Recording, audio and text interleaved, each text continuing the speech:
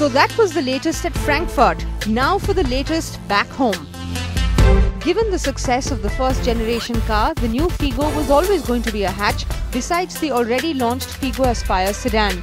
Both cars are based on Ford's all-new platform and share engines and styling.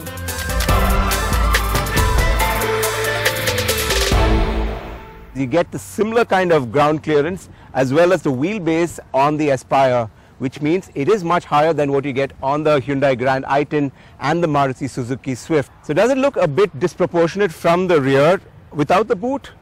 Maybe a little. Not that it looks bad, it's still a very attractive looking car, but the rear could possibly do with a little bit more flair.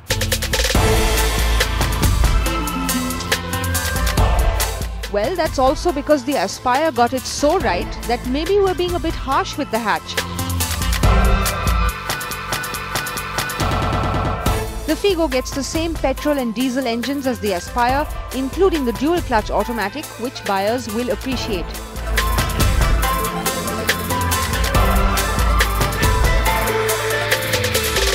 This is the tried and tested 6-speed dual clutch automatic mated to the 1.5 litre petrol engine that you will find on the Aspire as well as on other Ford models. It's a transmission that's clearly been tuned for city driving, so it ambles along without a fuss in city traffic. The throttle response and the acceleration feels fairly smooth, although out on the highway you do wish for a little bit more power that you get with the sports mode. Throttle response is much better and makes for really spirited driving. The Figo gets the same petrol and diesel engines as the Aspire, including the dual clutch automatic, which buyers will appreciate. The petrol manual variant has a 1.2 litre motor churning out 87 bhp mated to a 5-speed manual gearbox and a claimed fuel efficiency of over 18 km to the litre.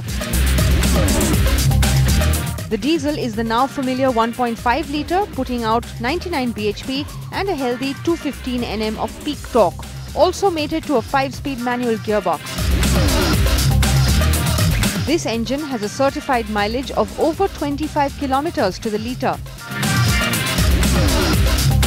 The petrol automatic that we were driving boasts the 1.5 litre petrol engine with 109 bhp, and that's got the 6-speed dual clutch auto, of course.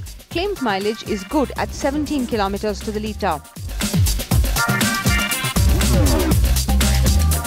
The Figo drives confidently over bad roads and the generous ground clearance helps. The steering feel is a bit light, but it weighs up well when you get to higher speeds.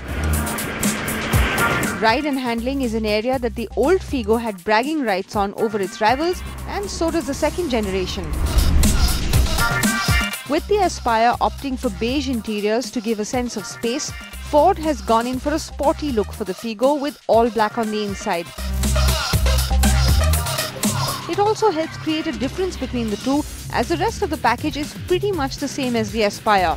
So you get it all: My Ford dock for mobile phones, sync, My Key that allows you to program the top speed and the maximum audio volume.